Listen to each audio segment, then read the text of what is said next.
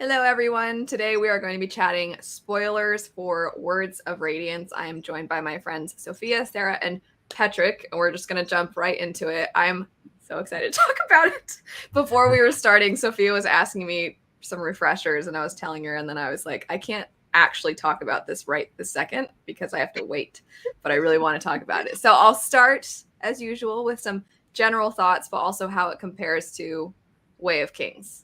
So, Sophia, do you want to kick it off? I think you've read these the most. You've reread them the most, I think, out of this group, right? Probably, but I probably haven't read it the most recently. So I think I've read this one 3 times, Mm. but not for a couple of years now, was the last time I read it. But possibly an unpopular opinion, but it's not my favorite.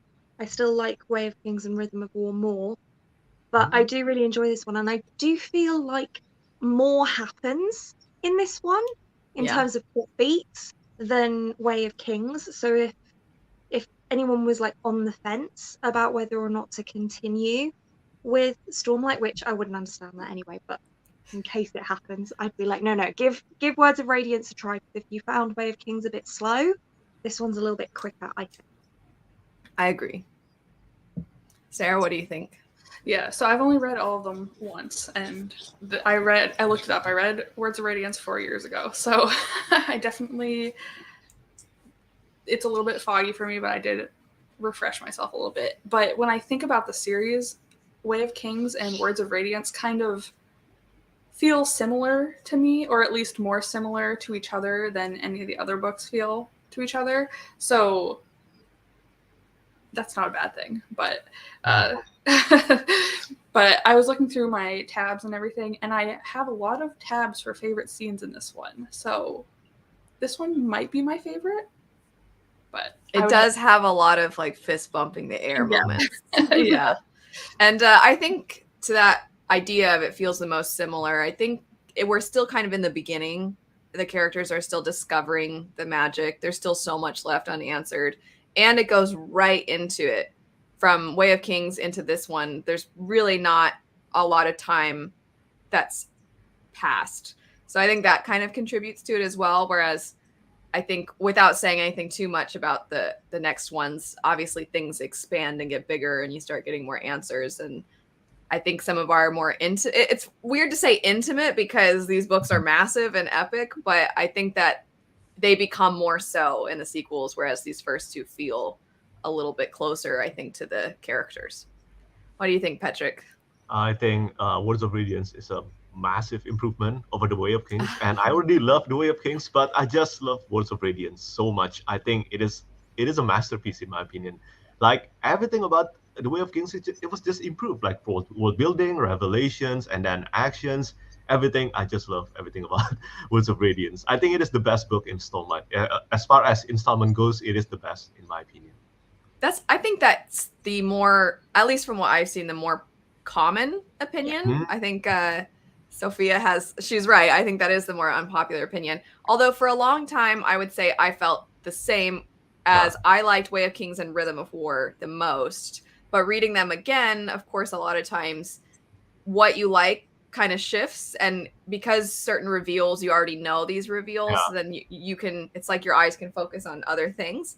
So I weirdly think what Sarah was saying about it feeling the most like its predecessor. I think that it's hard for me to, at this point, distinguish Way of Kings from Words of Radiance in a sense, because it feels like it's almost Connected. one giant book. And I think, of course, I'm so Imagine if he'd done partial. that. What? Imagine if he'd actually done that. Oh No my one would gosh, ever read I it. know. I don't know. People read Way of Kings Prime, and that's not even canon, Yeah. isn't it? Still 1,000 pages or something? Is Yeah. I that don't know. right? But anyway, so I think I'm so partial to Kaladin because I love his backstory. I love his arc in the first book. I love getting to know more about him. And of course, I know Jade has said this before, just the beginnings of stories. There's something about your first Mhm. introduction into this world and you're getting to learn things that is so engaging. But I think where Words of Radiance has some, I guess you could say, advantages over Way of Kings is that you get so many more character interactions between our main characters. And then I think what Patrick was saying is the action scenes and some of those, what Sarah was saying, those like, yes, scenes, there's way more of them in Words of Radiance. I think Way of Kings, it's a lot of introduction. It's a lot of getting to know who's who and what's what. And then there's the Sanderlanche, whereas this one, there's a lot of pockets of mini Sanderlanches, it feels like. So I don't know. I don't know if I can say which one I like more.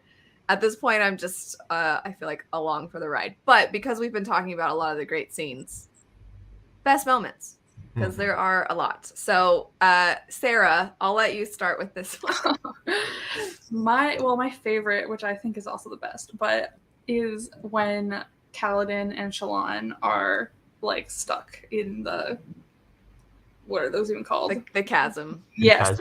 That scene like might be one of my favorites from the whole series. Like I just love how raw it feels, and like you get to see and like feel so much of the setting, but also you get to know these characters even more.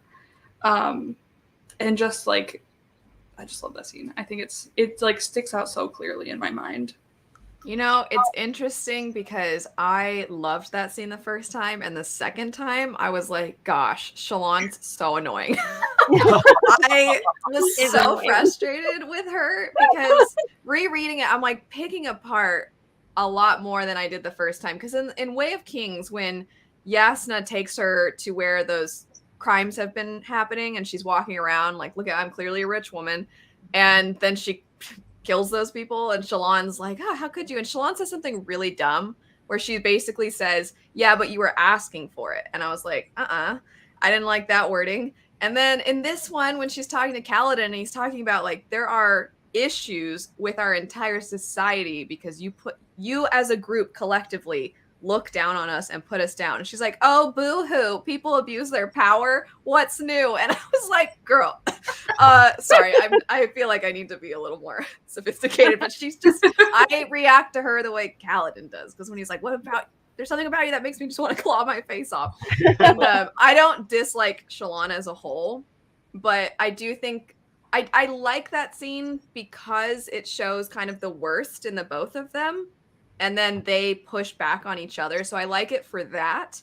But I also, I mean, I get frustrated with how, I think because there's so many other characters that just don't think anything of the light eyes, dark eyes hierarchy. And so to have one of your characters who's been through so much that you just like, you feel for her, but then she has these, I guess you could say flaws, but it's more of like how she has her mindset where she doesn't always think about those other things. Like when Kaladin pushes her on the Parshendi, or the Parchment, excuse me, and he's like, well, if there's no Parchment, who do you think's going to fill those roles as slaves? And she hadn't even really thought about it.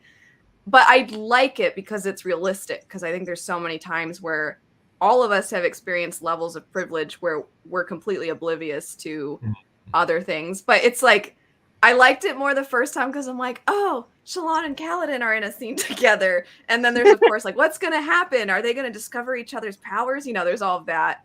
And the threat of the Chasm Fiend and the High Storm coming through. But then this time I was like, all their little individual things. Because there's a part where she even thinks to herself, why'd it have to be him who survived? And I was like, are you serious? He's not that bad.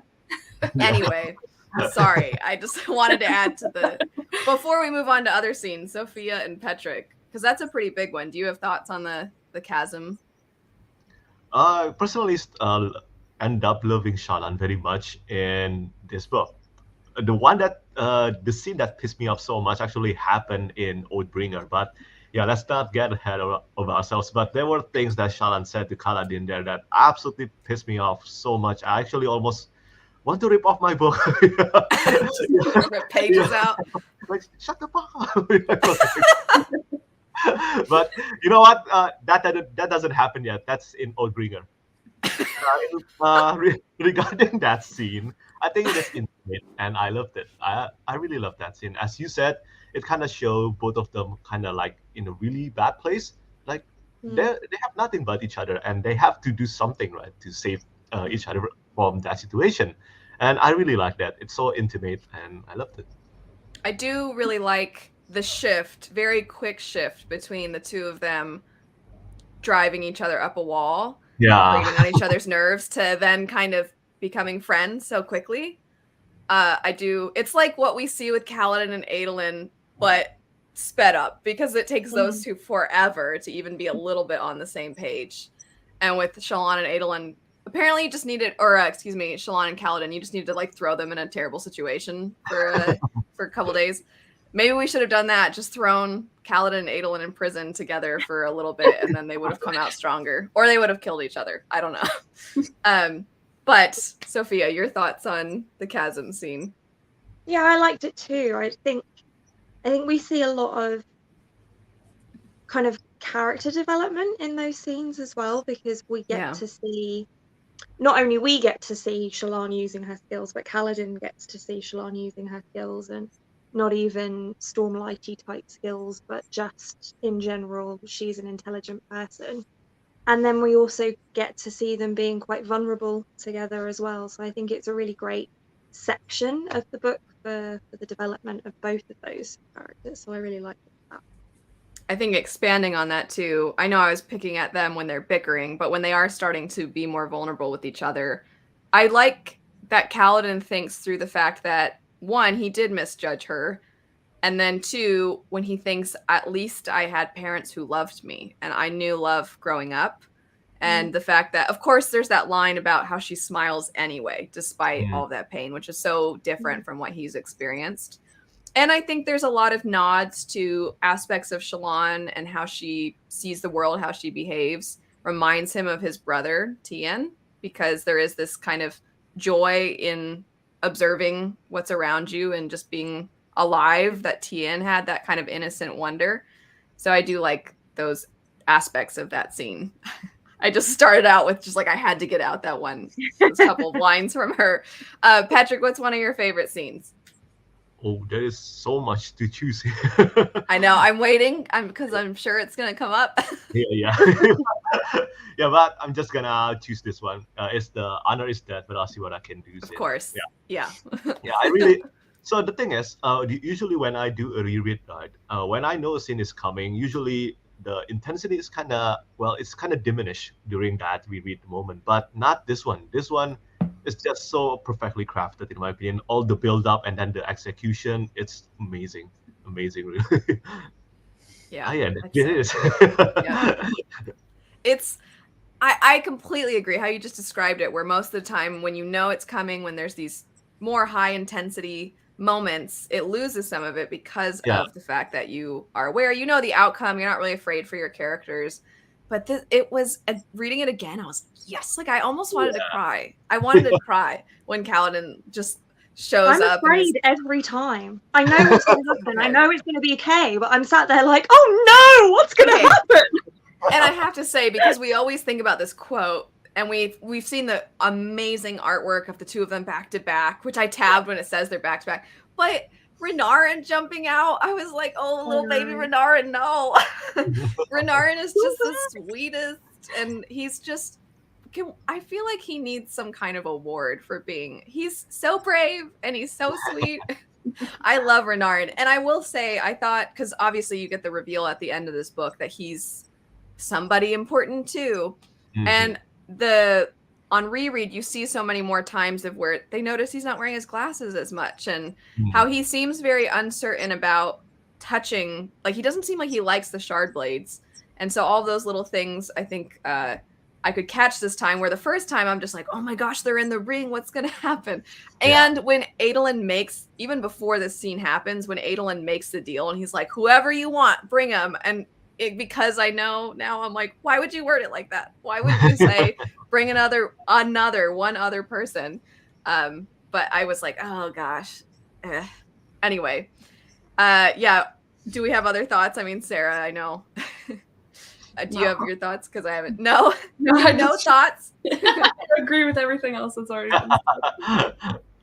Yeah, I mean, there is the great moment when Dalinar looks to Amaram before Kaladin has shown up. It's kind of like the exact thing that leads to the honor is dead, where he looks at Amaram and Amaram just shamefully looks away because he's the worst. And I have to say though, so we're talking about how great the duel itself is, but the anger that I feel every single time I think about it when Kaladin is like, and I demand for my boon. And stupid Elhokar. I actually like Elhokar in this book, even though he's so whiny. I just enjoy seeing how Kaladin perceives him, because he's always like, I didn't realize he'd be such a whiner and so pathetic. But I got so mad when Elhokar was like, execution, and Dalinar is like, hey man, no, don't execute him. And then he's just, oh, I hate that. I hate it so much. I'm just like, you guys should arrest Amram. I'm sorry that none of you can see how terrible he is, but believe Kaladin, darn it. The boon part makes me so angry. But it's just like the most intense high, and then all of a sudden the angriest low, right back to back.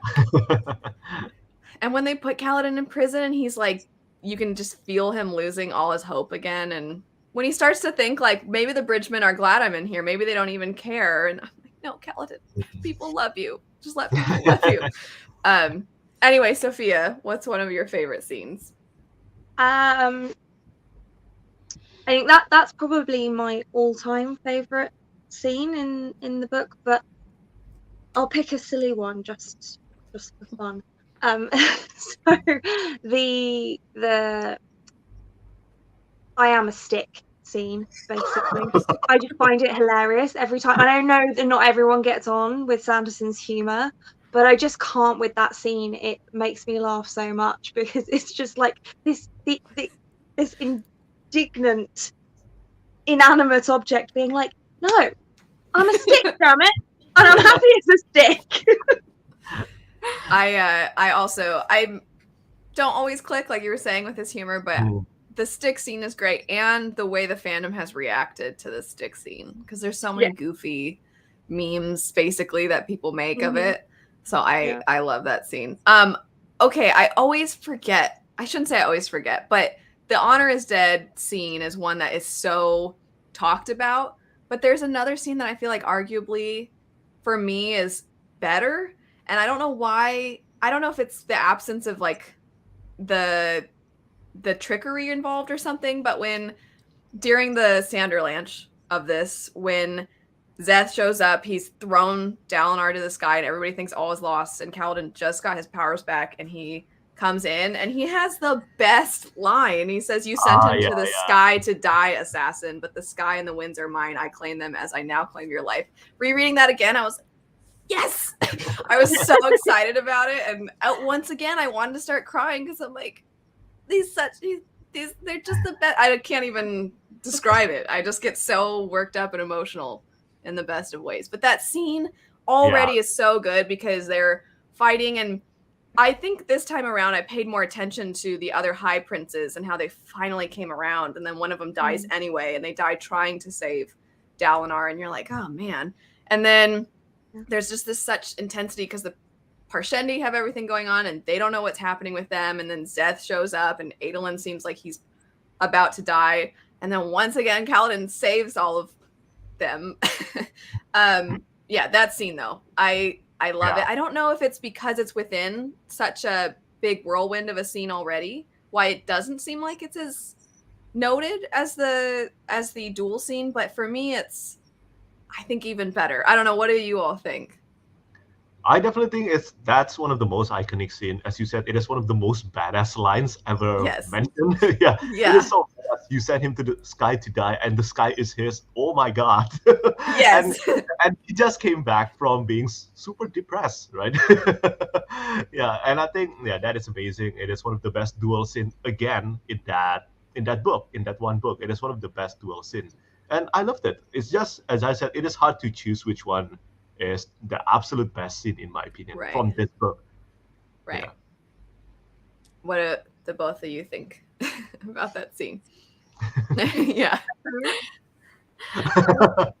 I also find it hard to pick between those two because they are both great, and like the fist pump, like yes.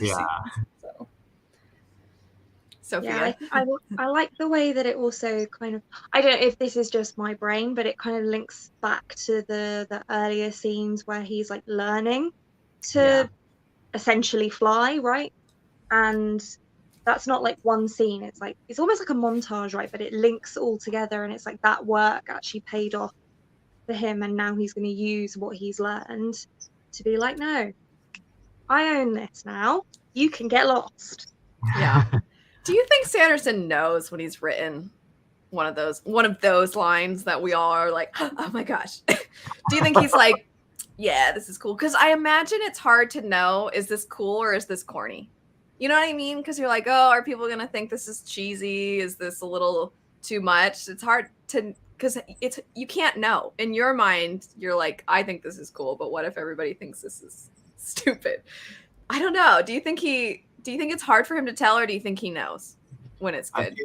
I think he just doesn't care, considering that his humor is often, well, very mixed, right? I mean, he can't possibly think that, wow, this is super funny every time he writes this. That's true. Right? But yeah, that's really what I think. I mean, as we always say, everyone's opinion is different, right?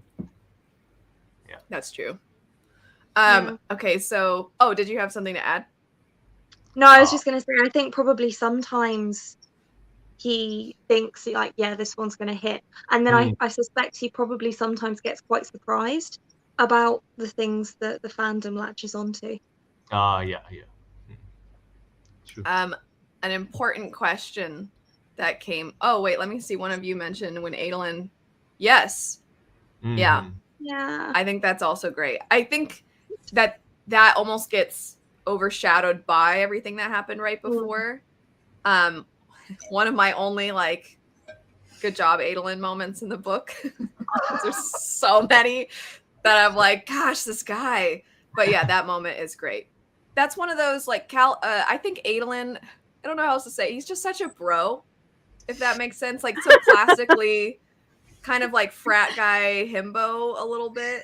And I think that he is, I guess there's like that, it almost feels stereotypical that like when usually it's male characters are fighting and they're at each other's throats all the time, but then one of them does something for the other and suddenly like they're the best, they're the most loyal to each other.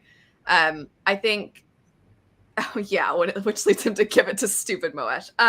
But Adolin, that's all it takes. You know what I mean? Is that moment, which I am a tiny bit irritated because I'm like, well, first off, he saved you and your dad in the first book. Second, he saved you and your dad again from Zeth earlier. And it still took him jumping into the ring to save you again before you finally were like, yeah. I think the difference is for Adolin, it's when he sees the injustice that he recognizes. Oh, wait, this guy, he's doing everything he can in spite of how we are treating him. And then and that's what makes him realize like, no, this is wrong. It's very black and white for him. This isn't okay. I'm not okay with this. So I'm going to be in prison too. But it is interesting because how many other times did he contribute to mistreating Kaladin simply because he was a Dark Eyes and he just like, he speaks above his station and those sorts of comments that he would make or think. And then, like I said, it's when Kaladin steps in and there's an injustice against him that he's like, no, this isn't okay. I get frustrated that it takes so long for Adolin, but I appreciate that once he's closed that door, he's like, no, it's closed. We're cool now. So, I don't know. Do you have thoughts, though, on the imprisonment scene? Cute. What? What'd you say? Cute. Cute. Cute. Yeah, I appreciate that moment. I think it's an unexpected moment.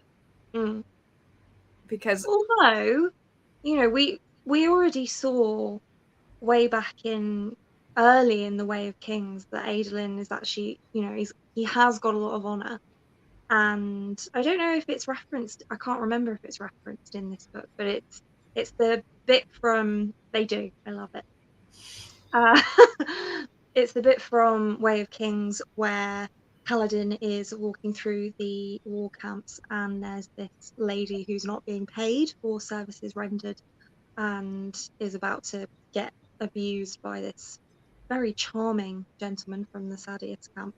And Adolin intervenes just before Kaladin is about to do it. And he's like, oh, okay, maybe not all light eyes are like that. So. Yeah.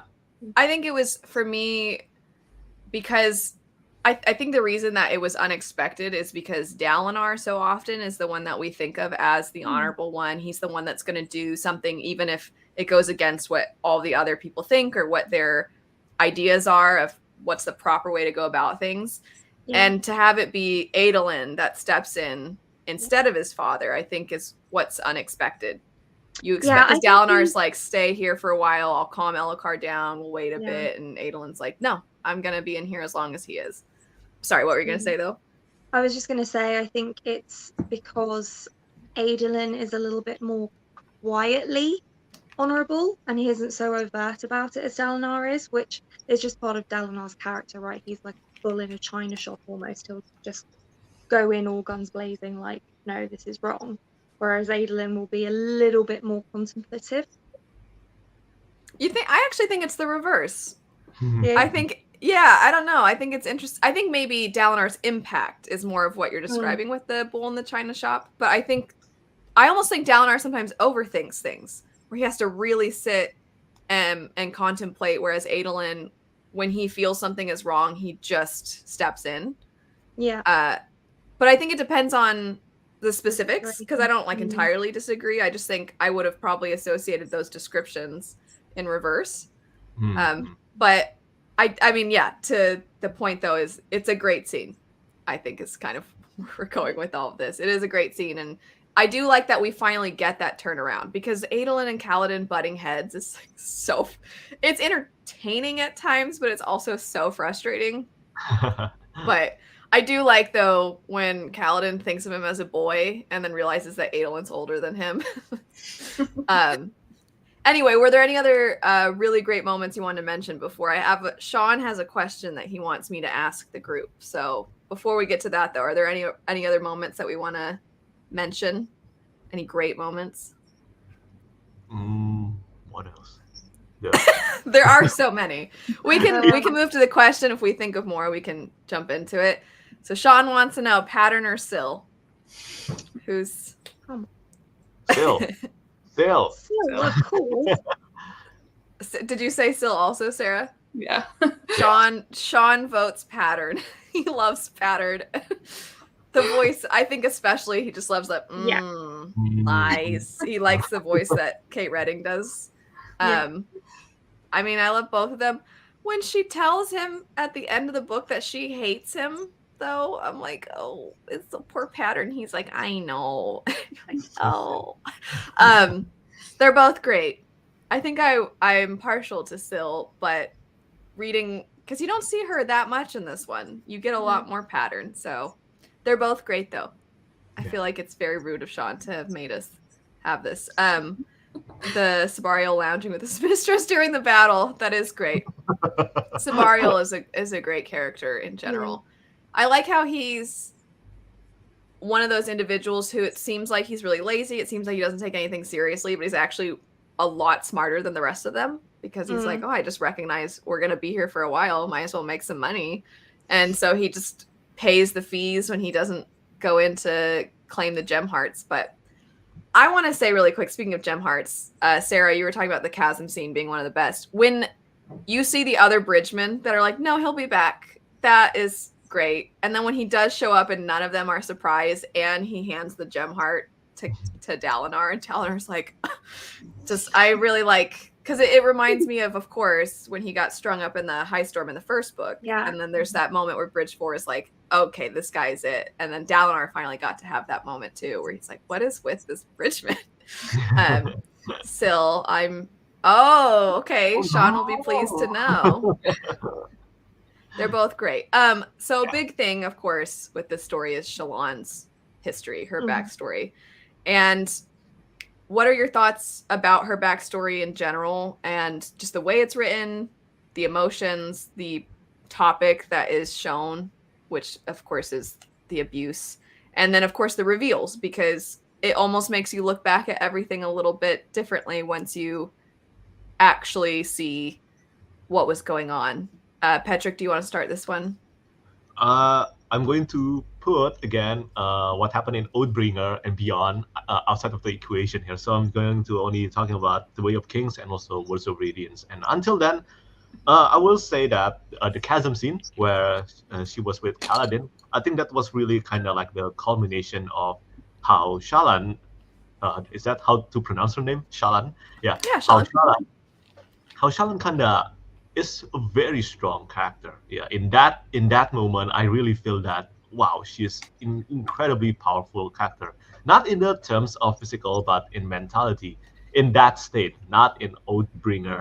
Okay, yeah, but I really love the background reveal because I talk about this. Shallan was not too memorable in the Way of Kings, and it's really, really good to finally have revelations and background development on her in this one. And as it's portrayed, the background is kinda dark. Yeah, yeah, I do. Sorry to reference the article that was written, but when the person that wrote the article is like, nobody ever really does anything too bad. All our heroes are really good, and I'm like, Shallan, Have you read Shallan the book? strangled her father and sang to him as he died. Like. But okay, I guess nobody's done anything dark, and there's nothing okay. dark. It's very heroic. Yeah. I think that there's reading her backstory again. I think this is actually one of the. There's so many themes that Sanderson tackles in all his various different works, and obviously we so often talk about Kaladin's depression and Hmm. how well we feel that it's depicted. I think the way he writes the abuse in Shallan's house is very good, and it's one of the best executions for me of a theme because the part that I think really sealed it for me is when the father shouts, why won't anyone in this house obey? And there's this idea of if father could just be if he could just have more money, or if we're just better, he'll stop. And you see that with children who have abusive parents. You see it with in relationships when one of the partners being abused, that they think if I just don't upset them, then they'll be happy and then everything can go back to normal. And it's not true. And when you see they start doing better and their finances are working out, he's angrier than ever and he's more on edge than ever. And so I think too, when we see that Shallan, her little quips and being silly, that's her quiet rebellion to make her brothers laugh. She can be a little extra quippy when you're looking at her in present day, Yeah. but knowing that that was her defense, that was her actually getting to show a little bit of herself and express herself, and to try to protect her siblings in a sense, it makes you kind of feel bad for being like, can you just chill for a second? Stop telling jokes all the time. Stop being punny all the time. So I think that it does a good job too of showing that, and I think you see this through Kaladin, that you don't always know what's going on with a person. You don't always know just because they seem happy, just because they maybe are, in her instance, in a higher status, just because those things might be true doesn't mean that they don't have their own, I guess, demons in their life. Hmm. What do you think, Sophia, of Shallan's backstory? So I don't know if I'll be able to articulate this properly, but I feel like with Kaladin's backstory in The Way of Kings, the focus for me always felt more on why is he where he is, like literally, geographically, how did he get here? And it's not really because most of the backstory throughout the book is about the good times he had with his family when he was younger, despite all of the stuff they were dealing with. And it's not really until we get much later in the book to the explanation of what happened to Tien that we start to understand the impact that has on his depression and his psychological state. Whereas I feel like it's a little bit different with Shallan, where there is more of a focus, like straight away, on why is she the way she is, not why is she where she is in life.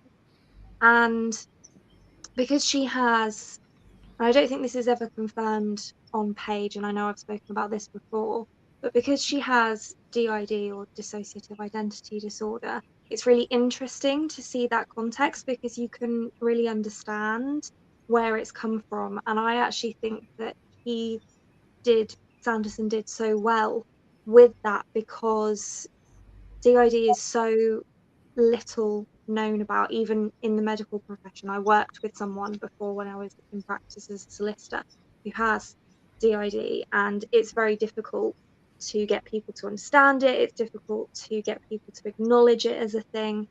And so I was really impressed by not only the fact that he has this representation in the book, but that he understood it enough to show how it ended up manifesting itself. So I thought that the backstory was really skillfully done, but in a completely different way to the way that Kaladin's backstory was done.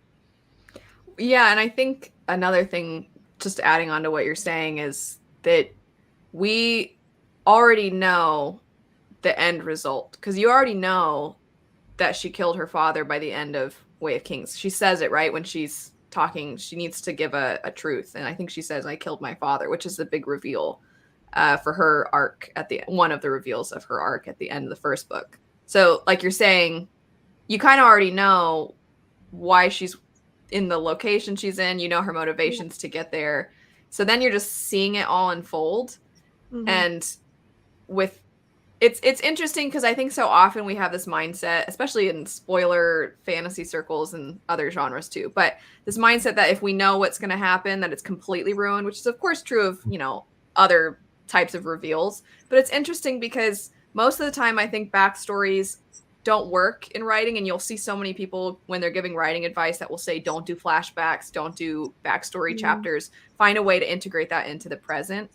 But it's like how he executes it is very much like what you're saying, where it adds this additional layer, and it's showing how emotionally, mentally, our behavior, all of that, it comes to be. And it's not like we have to see that to see this in the character now, which is, I think, the crutch that a lot of people fall on. Like, let me explain why this character is this way, instead of you getting to see it. You see why she is the way she is in present day, but then you get that, you see it. You actually get the chance to see it, and you don't typically. So I think it's done very well. It's not relying on the past chapters in order to, because there's actually not that many, and they're not very long. But they do such a good job of articulating what she's experienced. Yeah, I agree with everything that you said, Sarah. I feel bad because now it's like, what new interesting thing do you have to add? So when I think about Way of Kings and Kaladin's backstory, I feel like I remember a lot more like specific things that happen, like specific chapters where things are happening. But then when I think about Words of Radiance and Shallan's backstory, I think about more like just the feelings and like the atmosphere, I guess, of her backstory and everything, rather than like specific moments that happened. And I don't know, I think that's interesting. Just the two different ways that those are kind of told. I think too, with her brothers, in the first book, you see him picking apart the animal, and you're like, what the heck? Shallan's brother's weird, like, because you don't have any context yet. But then when you see in the past that they all took the abuse very differently. And I think there's this idea, this kind of misconception that everybody who's had abuse in their life in the past, they're all going to turn out a certain way. And I like that even within the same household, you're seeing how different each of I know you don't see a lot of her brothers, but you do see the way that it's affected them so differently. So I think that's also really well done. And then when you get the additional reveal at the very end, that makes you kind of look back on everything like, oh my gosh, when you find out that he did it. Because the whole time you're like, I mean, he killed the mom. You know what I mean? And then when you find out, oh, shoot, he was covering for her, and it like destroyed him because he lost his wife, and then he didn't want everybody he couldn't reveal that. So he had to just bear that burden. And it kind of makes you think of him differently. Obviously, what he did was not justified, but it's still, you just wish that there could have been some way that someone could have intervened. One of the scenes we didn't mention before, but it's a very minor thing, is when you find out the person who gave Shallan a glimpse of hope and kind of taught her how to have that hope was Hoyd/Wit.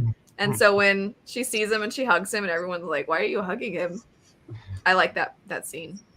A little thing. One we'll get to criticisms because we've been gushing a lot about the story. So since Sophia, this is your least favorite of the four, what are your reasons for it being your least favorite? And then what are some things maybe that are negatives? Because of course some things are just going to be like, I just like the other ones more. Yeah. But are there specific criticisms that lead to that? Yeah, I think Shallan is just not my favorite character. I do find her slightly irritating in places, and I think what I've come to realize is that without knowing it for quite a long time, I've actually preferred slower books, but thought I liked faster books. So I think that also plays into why this one isn't my favorite either, because it is, I think, faster paced than the Way of Kings, especially. It is funny to say faster paced when these books Well- are so huge, but I know what you mean. I know what you Yeah. mean. So I think it's a combination of those two things. And I mean, take this with a grain of salt, because it's still a 5-star read for me if I were to rate it. I still love it. It's just not my favorite out of the series so far. And I think that those are the main reasons, because we spend so much time with Shallan, and she's just not as much my cup of tea as Kaladin is. Yeah, Sarah, do you feel similarly? It's not her specifically, but her and Adolin interacting. Why? Is it criticism? Or just something you don't like? I find it. So one scene that I found was the one where she asks him how he poops in Shardblade. Yeah. Shard armor, whatever. And I'm just like, it gives me so much secondhand embarrassment reading some of the things that they do. And I'm just like, I don't like it. It's funny because I think a lot of the fandom loves that scene and that interaction. I find it hilarious. Yeah. I will say, to the point about Shallan and Adolin, so I do have various different character combos that I wanted to touch on. But Shallan and Adolin, I know people disagree, which I welcome disagreements, but I just find their relationship so superficial, because she's kind of like, he sure is hot. And also maybe he's not too bright, but like that smile. And he's basically like, she's not like other girls, which nobody likes that. Nobody likes that trope in any story. But I also find that the way that she just is like, oh, I guess it's, I don't love that he's just checking out other women right in front of me, but that's fine. Because there's so many, and I tabbed them both in the first and the second book, so many times when Adolin thinks, why do women have to be so jealous all the time? And I'm like, no, I don't. And I kind of don't like that Shallan is so good for him, because she doesn't seem to mind. And I'm like, no, I don't like, I want Adolin to have a little bit more growth, and not have a woman who's just like, yeah. And I'm not saying, just to be clear, that human beings don't have eyeballs and can't notice when another person's attractive. And sometimes in your relationship, it's understood, like, we can notice other people are attractive, but that doesn't change anything between us. But just the way he will do it, because I can just visualize, because the first time they have basically a date, which is that part that Sarah is talking about, where I just imagine him like, like turning around as basically the waitress lady or whoever it was walks off, and Shallan's just like, and I'm like, yeah, that's stupid behavior, Adolin, don't do that. So they irritate me. And there's a what? It's like that meme, the one with the Yes, guy. yes. Except for just, instead of the one girl looking upset, just have her look content, because he's hot, I guess, and he's like nice. But there's a part in, I don't consider this a spoiler, but there's a part where, because it's basically in this book too, where Kaladin's near both of them, and he just thinks like, ugh, the two of them. And every time I'm like, there's Kaladin representing me right now, as usual. And I love when wants to go investigate, and she's running around, and Adolin, at this point, Adolin and Kaladin are kind of on good terms, and he's kind of like, women, huh? And Kaladin is just standing there sighing, and he's like, what is it, bridge boy? And he's just like, boredom. Like, I love that scene, because I like that he's just like, this is dumb. You're taking this girl you like, and you're bringing all of us with you so that she can go draw. You know what I mean? Just, I get that she was doing important work, but I get frustrated too in that moment because sorry, I went off so much. It's your fault, Sarah. But when they are chatting and they're teasing each other in like the bromance kind of way, they're on good terms now. They're just teasing each other where he says, Adolin says something to Kaladin that's a little like, well, you're a poor dark eyes or whatever, he says something silly. And then Kaladin says like, yeah, well, you're not too bad at not being unobnoxious. And then he's like, thanks. And Shallan's like, that was an insult, dear. And he's like, oh, really? And then later she's getting on Kaladin like, he's trying. He feels bad about what happened, and you're purposefully making him seem stupid. And I'm like, did you not hear Adolin also joining in on the like ribbing each other? And so this gets to one of my criticisms, is I feel like there's this weird, Adolin's been honestly really terrible to Kaladin for a lot of the book. It's like, how many times does he have to save you and your dad and be incredibly like risking his life constantly? Because he should have died against that fight with Zeth the first time. It's just that Syl healed him because he got hit by the shard blade. But he keeps showing up. He keeps saving them. And Adolin's just got a stick up his butt because he's a dark-eyed bridgeman and he calls him Bridge Boy all the time. He's not great to him. And then all of a sudden, like, everybody's like, well, he's actually really nice. And it just feels like, can the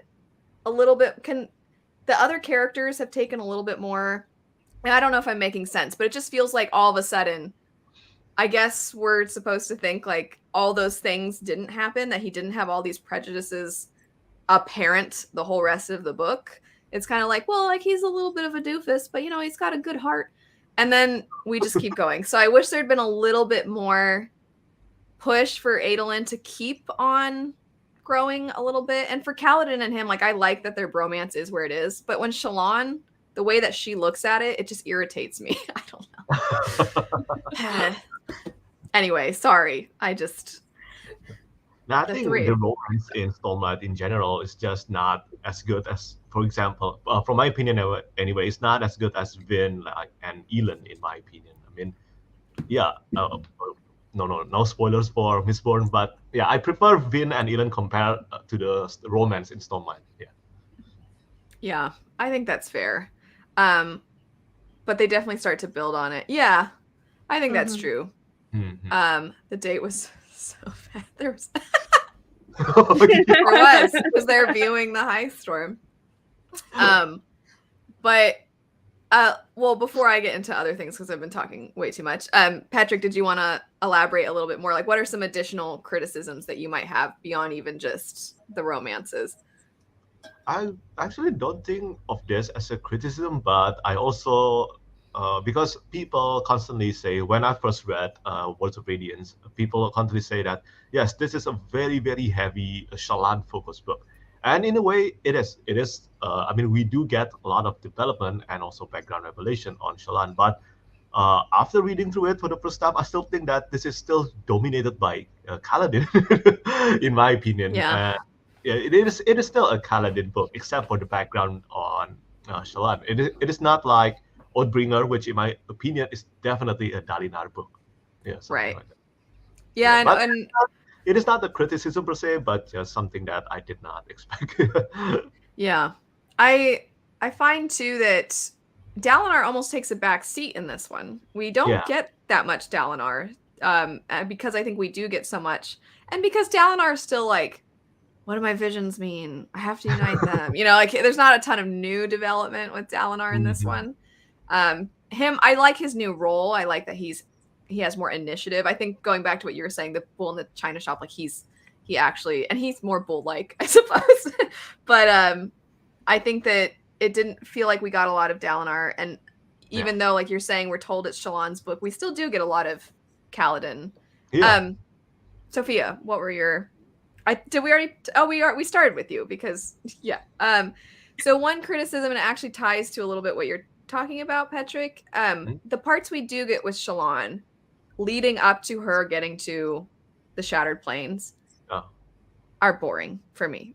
I'm always like, can she just get there already? You know what I mean? And I get that she has to kind of like collect people and have some growth and she's discovering more about her powers, and it has to introduce how she's going to infiltrate the Ghost Bloods.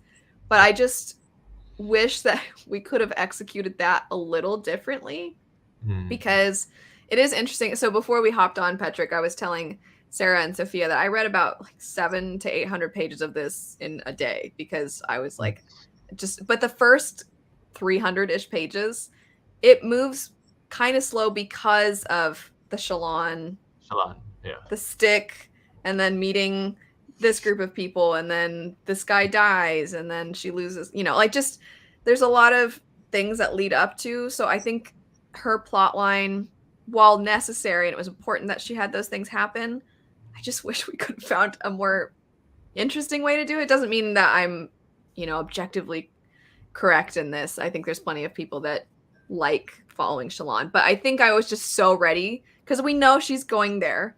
We know she's going to get there. And so I'm ready for her to actually be there. And then it just takes so long. It feels like a delay for me a little bit.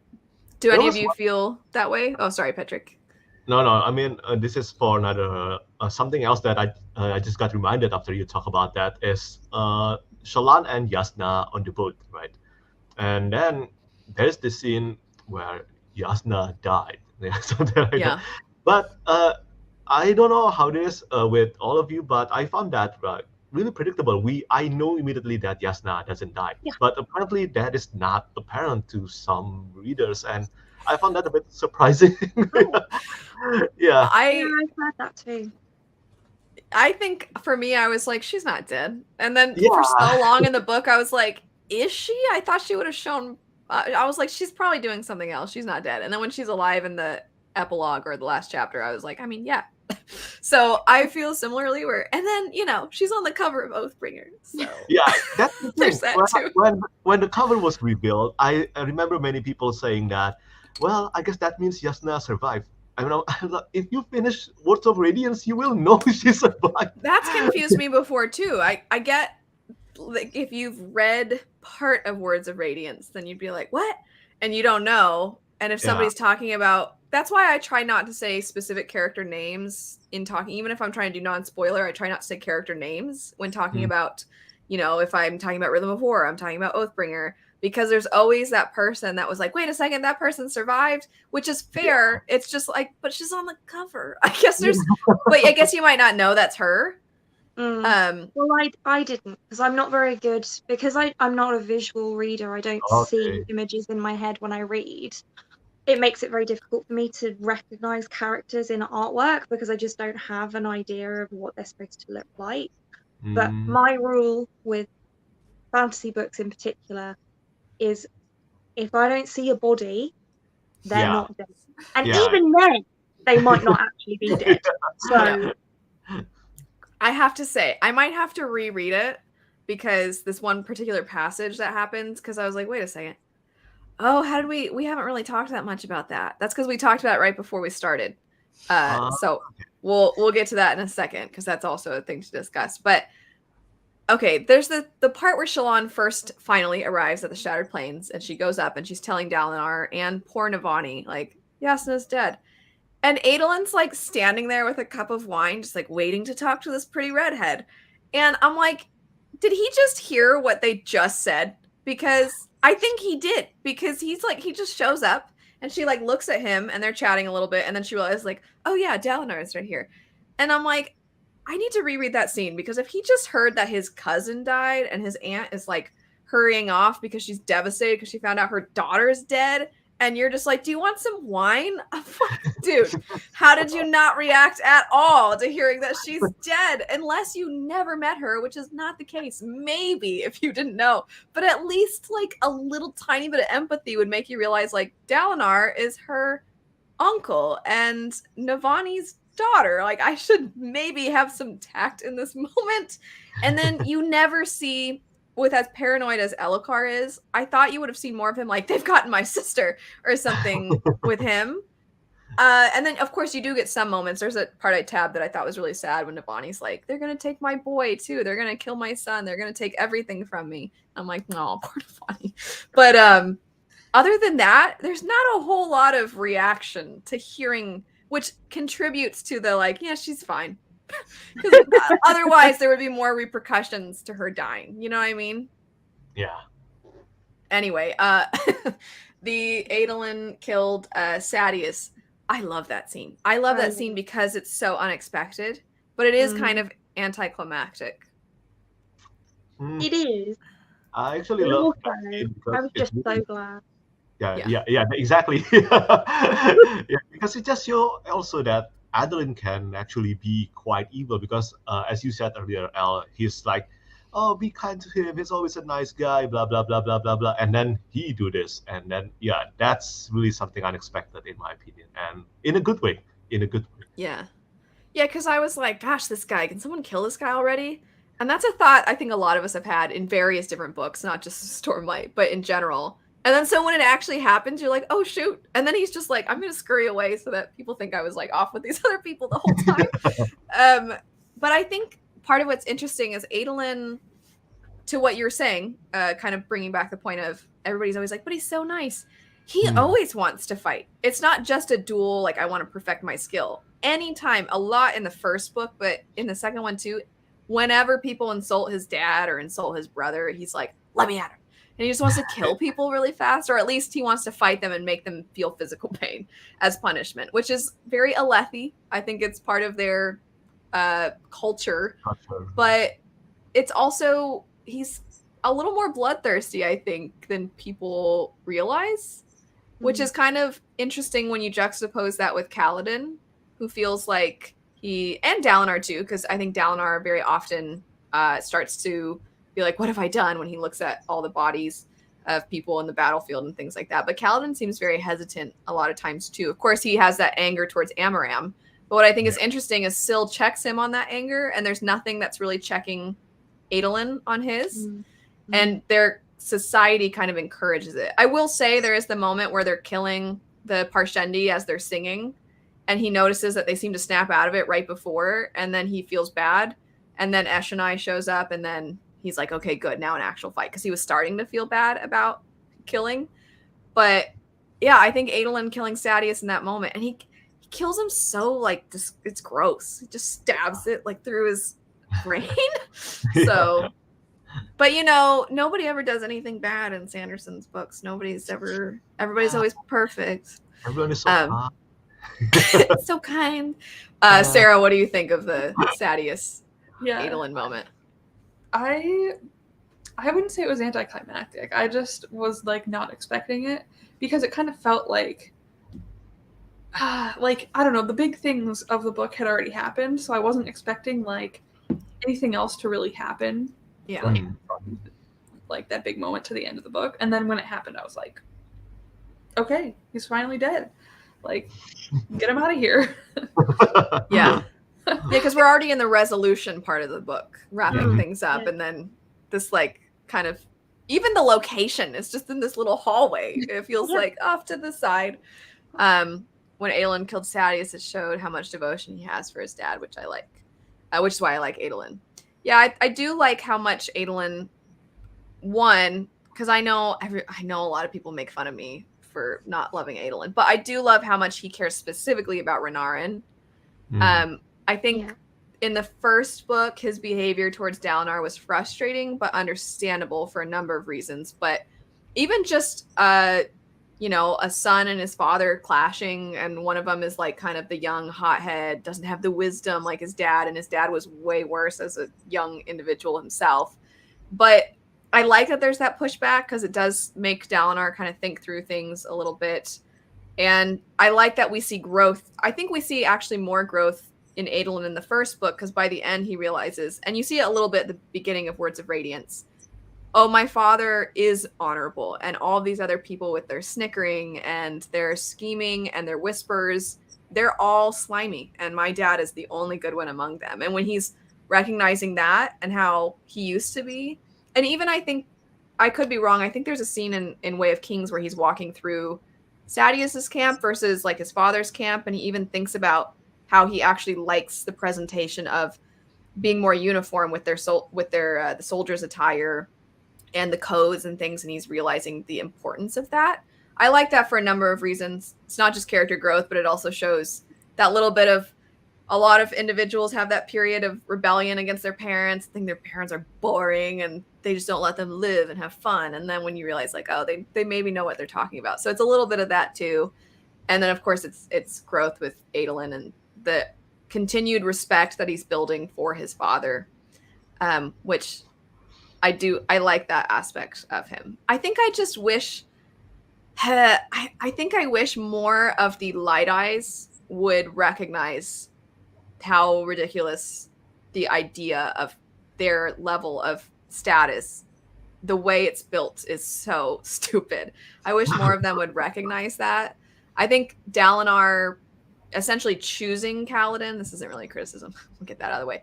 Dalinar recognizing like these bridgemen did this deed and I will protect them and they will protect me and mine. Whereas I think Adolin still, it's interesting because Renarin doesn't have that because he wants to be a part of Bridge 4. So for Adolin to have that, I think that's what frustrates me is it's like, so it is possible. I mean, your own brother, who maybe it's because Renarin's been picked on more that he starts to recognize that like people are just people and then the Light Eyes aren't any better. But you would think that maybe Adolin would have picked that up sooner. I wanted to touch on something though that we haven't really gotten to, that I think it's because we all know the series and we've read it and things like that. But the first time around, for a lot of people, the Adolin, Kaladin, Shallan, there was this idea of, is there going to be a love triangle? So I guess bringing on that, when you first read it and, you know, the chasm scene happened versus the like fun, let's go watch a high storm date scene that Sarah was talking about. What were your thoughts on the three of them non-romantically, but then also, did you think it felt like there was a love triangle brewing? Yeah. And I am annoyed at that. I just, in general, I just don't like love triangle in the first place. It is such an overused and, in my opinion, horrible trope, okay? And in Oathbringer, that really kind of, well, it's kind of happening in Oathbringer. Not too much in Words of Radiance, in my opinion, the love triangle section, but there are signs of it. So I wasn't actually too bothered with it at first, but after I got to Oathbringer, yeah, I was super annoyed at that. I agree with this comment that the three of them, they bring out, I think they push back on the worst of each other and they kind of bring out the best in each other. Mm-hmm. So I think that Shallan and Adolin, as much as throughout this discussion we've been kind of saying like Shallan can be annoying, and I'm usually leading the charge talking about Adolin being annoying, but the three of them do push each other, and Kaladin's not perfect either. He does often look at somebody, he's like, well, you're Light Eyes, so you're gonna be a horrible person. So I like that the three of them, I agree with this very much. Anyway, going back to the question, Sarah, did you have something else? Well, I completely agree with that. I love the three of them together. I think those are like as much as I get annoyed with Adolin and Shallan together, and like I don't know, like just the three of them being together like fixes my problem with that. So I like the three of them together. But I definitely did think that there was going to be like, I don't know, I definitely felt the love triangle aspect of it because I was like, oh, well, she's betrothed to Adolin, but she kind of has this like butting heads connection with Kaladin that could be like romantic. So I thought there was going to be more with that. And I think there's even a couple of moments where when they're in the chasm and they're shifting their perspectives to, well, I'm so glad I'm down here because otherwise I'd have to be doing this right now. And she says, I'm so glad I'm down here because maybe the time away from Adolin will make him realize how much he misses me. And then he'll let me kiss him in public. And then Kaladin thinks like the idea of Adolin being brought up in that moment soured his mood. And then later when you see Shallan and Adolin walking together, Kaladin does have this sort of sadness about it, which I think could easily be perceived. Because some people, I think in hindsight, will be like, no, there's nothing there. And I'm like, I kind of feel like there was a little bit of something, which is natural. I feel like a lot of times when people are first meeting somebody before they might have something, but it passes. Or anyway, I don't think it's wrong to think that there was maybe a little bit of attraction, even if it was misplaced, or maybe it wasn't actually a romantic attraction, but an attraction to that person. I think attraction just always sounds like it's a romantic thing, but there's like a being drawn to another person for various different reasons. But Sophia, what were your thoughts on it? I agree with all of you. I like the dynamic between the three of them. And I did feel like he was potentially going in a love triangle direction. I was really hoping he wasn't going to take it there, because I was like, I don't like the dynamic between Kaladin and Shallan. I think that alone, ultimately, they make each other worse. When you add Adolin into the mix, that's when they start to balance each other out more. So yeah, I was just really like, please don't try and do a love triangle here, because it's not. It would have felt good. almost like a too easy of a way to ruin the relationship that's built between Adolin and Kaladin. You know what I mean? I think it would have been like a cheap, like, now Adolin finds out that maybe there's something, you know what I mean? And I think there are stories that can do that very well, but that was not what I think any of us were wanting for this story. Thought it was going to be a love triangle because the boots kept coming up.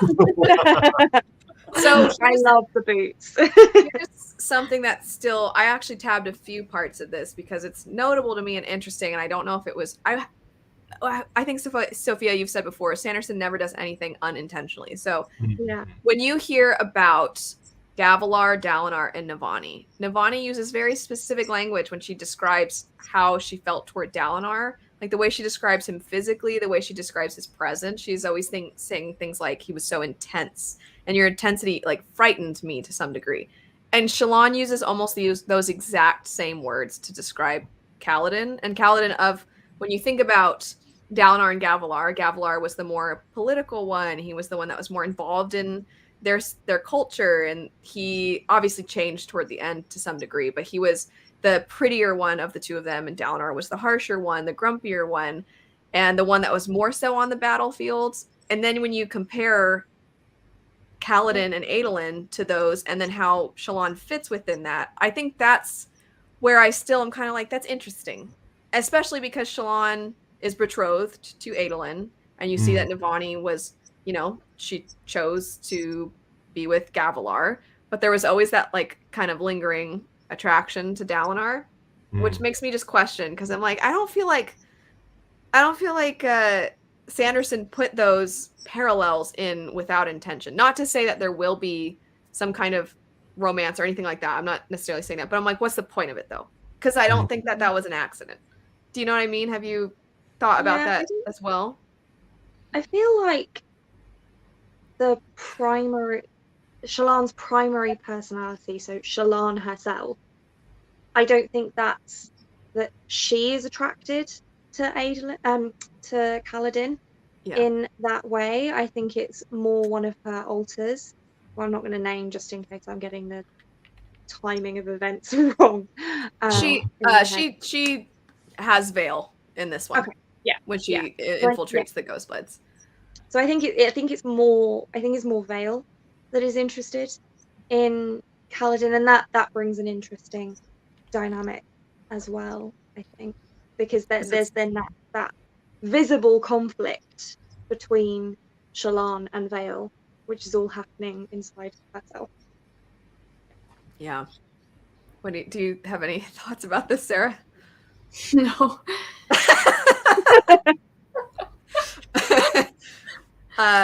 Yeah, I mean, it's interesting, especially knowing that he's going to have another arc that I think is only 10 years apart from where he's going to end the first 5 Stormlight books. Isn't the next arc going to be like 10 years later? Is it 20? 15, 20, I think. But 20. Enough time where a lot of these characters, kind of going back to the parallels between the older 3, you know, how much time has passed since Gavilar died?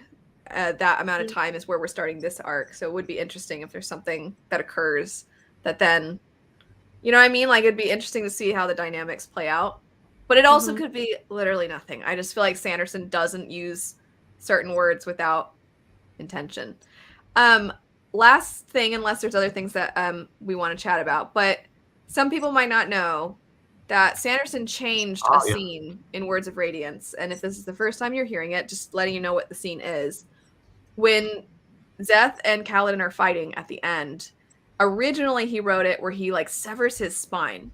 And now, and it's in the edition I have, I don't know if it's all the floppy paperbacks, because I first read it in the hardback, which I think it was that way, and the audiobook is that way. But the newer printings, he doesn't sever his spine. He just lets him fall, basically. And I thought that was an interesting change. I think he's spoken on this before, but Yeah. one, I wanted to note it in case anybody didn't know, because it's kind of interesting. But two, I think the reason he changed it is because he felt that it wasn't really within Kaladin's character to be that vicious, especially when he can see something is going on in Zeth in that moment, and that it's not necessary. And he just had this next ideal where he's like, I'm going to protect those even if I don't want to, that kind of rhetoric. So I'm just curious if you have any thoughts on the change scene. I do like the change, but not the actual changing it itself is kind of tricky because it felt like the first experience that I experienced is not too canon now. I don't know how to explain it, but No, that it's makes something- sense. Yeah, something like that. It's like I feel kind of faked out a bit by that single scene. Yeah, like so this first experience is kind of not the real one, something like that. But yeah, I like the change. I like the changes. I think it fits Kaladin, but I think he needs to be careful about this, changing big scenes like this, even though it sounds so little. I mean, the result is still the same, but the method is different, and yeah, it's dangerous in my opinion. Yeah. I agree. It's interesting that I guess that he didn't consider that before it was published, like regularly.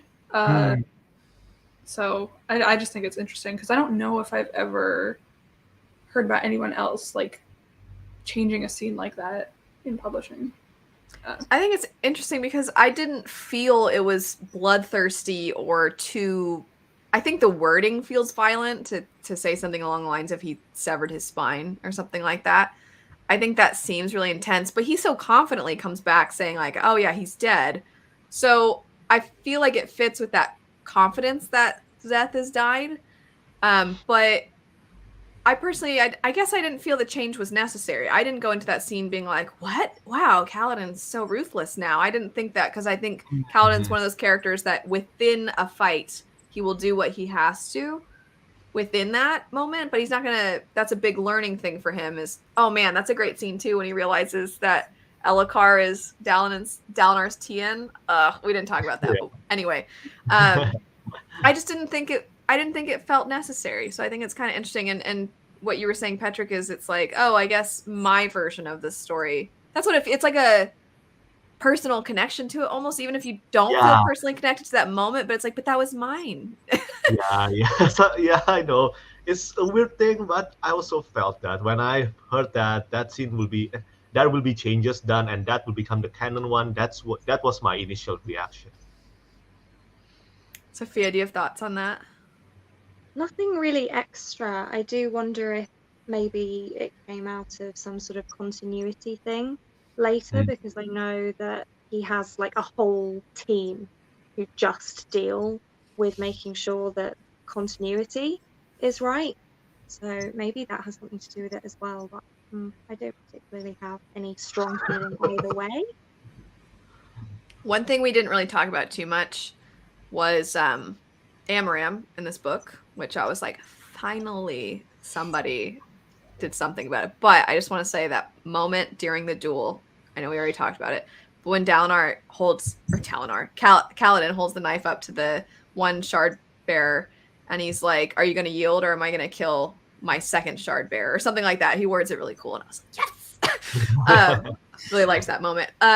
There's this, I don't know. I would imagine it would be somewhat of a transition into the next one to kind of let people know about some events transpiring. I don't know if I think about it too much just because Sanderson seems to be writing novellas all the time now to fill in gaps. But yeah, I don't know. I guess I don't think I'll have more thoughts about that until... Oh, wait. He's going to write one that goes between... I was thinking you were saying arc 1 and 2. I'm sorry. I didn't read that right. Write something between... That would be interesting. I'm so sorry. I read that wrong. I don't know who that would be about. Maybe Zeth? I would think it would be about Zeth. I think Sanderson said he will write rock novella, right? Rock. That's Yes. between Rhythm of War and Book 5. Yeah, that's all I remember. But yeah, I don't know. Sanderson talks a lot. Yeah, I think he said that because there's now one in between every book, he feels like he should go back, and because he's such a completionist that way, right? Like he's almost thinking about adding an extra book to Mistborn overall so that it takes it up to 16 because that's a crucial number, right? So I think he's thinking of adding one if he gets time He between. really doesn't need to. I'll just say I don't think he needs to. I agree with that. I don't think he needs to. Yeah. I'm trying to think who it would follow, who it would be about. Because Zeth, I think we're going to see backstory for Zeth in book 5, right? Yeah. So I wouldn't So think, excited. unless it's like events, unless it's just let's follow Zeth as he goes and assassinates a bunch of people. It could be that, which, you know, the opening of Way of Kings is pretty cool, but I don't know if I need to watch Seth go kill a bunch of people and feel bad about it. Yeah, I don't know. I'll have to look into that. It's very interesting. But anyway, were there any other things that we wanted to chat about? We didn't really talk too much about Eshonai and the Parshendi. I think that there's more to say about the Parshendi when you've read it before and you know what's coming in Oathbringer and Rhythm of War. So I almost feel like you can't say too much other than just like what's going on with all of them. I think I was sad when Eshonai wanted to talk peace, and then she was in storm form, and then suddenly all she wants to do is destroy, basically. Where you're like, dang, how different things could have been. But yeah, I don't know if there's anything else that I feel like we have to talk about. I know we've been chatting for over an hour. So is there anything else that any of you wanted to mention? Any other favorite scenes or just overall thoughts or anything? No. Well, thank you everybody for joining. It was very fun. I'm actually very excited to reread Oathbringer because first time through, Oathbringer was my least favorite. Yeah. But I'm curious because, you know, I like Dalinar way more on reread, and Nightblood. Yeah, there's a lot of things that happen in Oathbringer that are really cool big moments, but I just didn't find I cared as much. But I think it is that kind of hindsight reading and foresight, like now I know. I don't know. I think it'll be really interesting. So I'm excited to reread Oathbringer. I do think Oathbringer got so much better on reread, in my opinion. Yeah, that makes me excited. I think I feel like my feet are a little bit more on the ground now, where the first time I'm like, Dalinar's talking to all these other people, and I don't care about all these other people. So I look forward to reading that one. But anyway, thanks so much to Sarah and Sophia and Patrick for joining in this chat. It was a lot of fun. Words of Radiance, there's just so much to talk about. So apologies if anybody ends up watching this and they're like, how did you guys not talk about this and this and this and this? But we'll be back. We'll talk about more when we discuss Oathbringer. But thanks everybody for watching. Thank you to my co-host for joining, and we'll see you all later. Bye. Bye.